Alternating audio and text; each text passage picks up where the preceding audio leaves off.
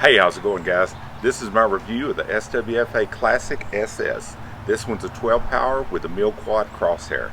So what I'm going to do is I will unbox it. It takes me about that long to unbox one of these things because there's not a bunch of crap in there. And then we'll look at the up close features, which there's not a lot of features.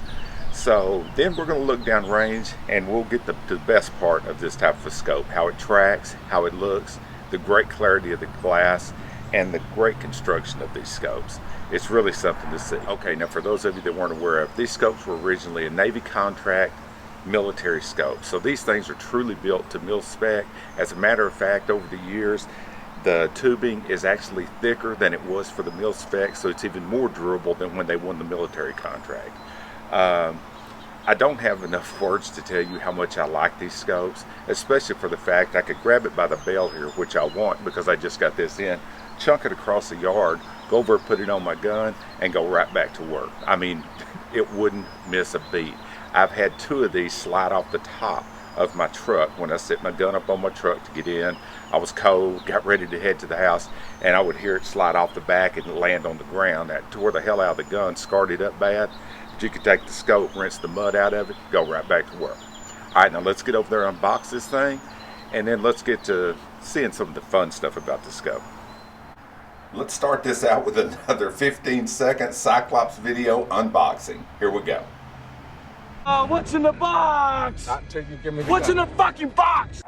Okay, that's the way it looks when you open the box. In just a second, I'll show you something I truly love about the SWFA scopes. That's what comes in the SWFA box. There's a scope with one of these little packets in it. Okay, first things first, back here where the focus is at, and like all SWFAs, this thing is tight as a drum. You don't have to worry about it having any play. You don't have to worry about it having any slop. These things are built to last, and like I say, they're 50 caliber proof, so you know damn well an air gun is not going to tear it up. There's a look at the focus ring. As you can see, it goes all the way down to 10 meters.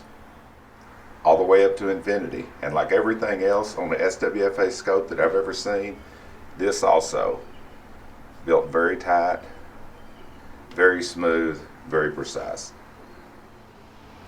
Since this scope came with the MOA crosshair, it also has the MRAD tracking, and like every other thing on the SWFA, these turrets are tight, very precise, and the lines line up.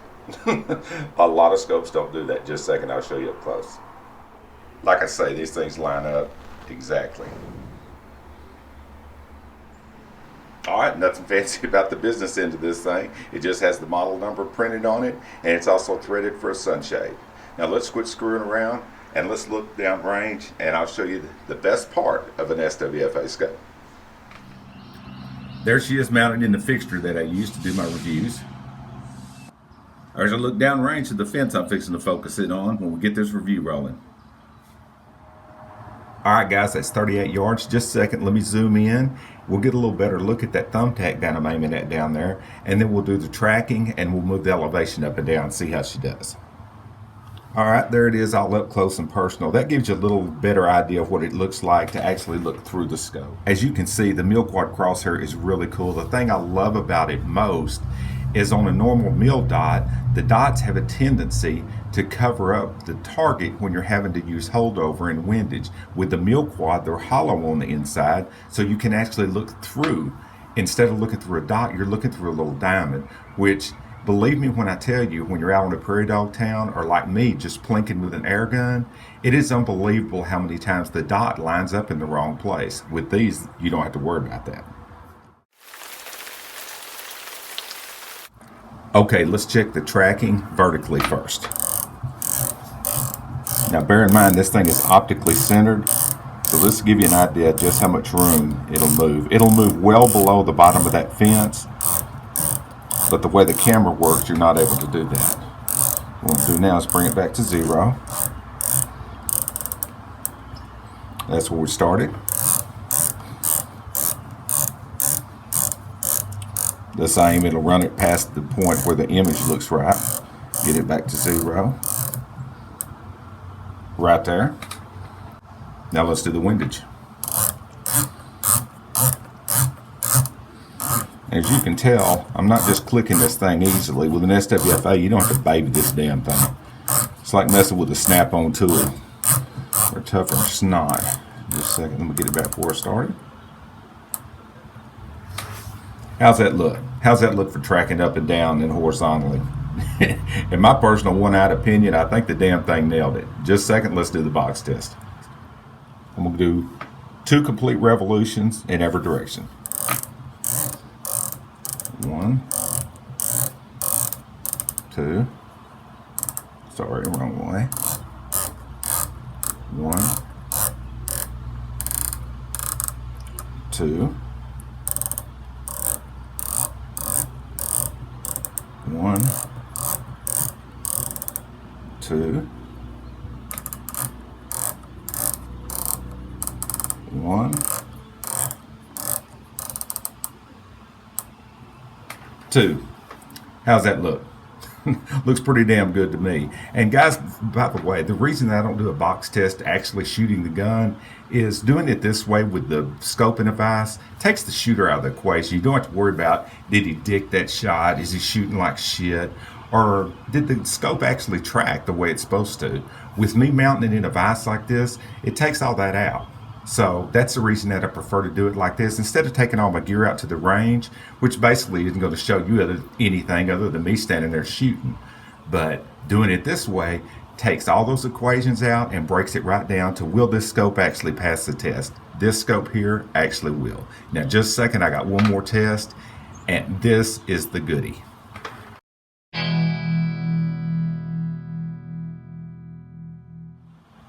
Now, a test that I'm about to start doing on all of my scope reviews, whether it's rear focus, front focus, or side focus. This SWFA fixed is rear focus. It's one of the few scopes that is.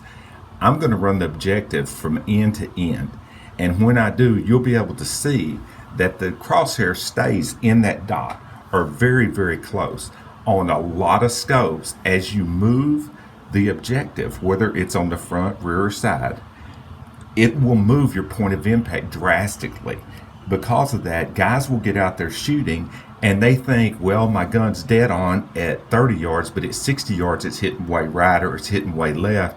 I must have it canted. Now that is a possibility and it happens a lot, but that's not always the case. A lot of times it's the scope moving as you change the objective. Now I'm going to do my best not to move the scope. Just leave it alone and slowly turn the objective and you'll see what I'm talking about. All right, here we go.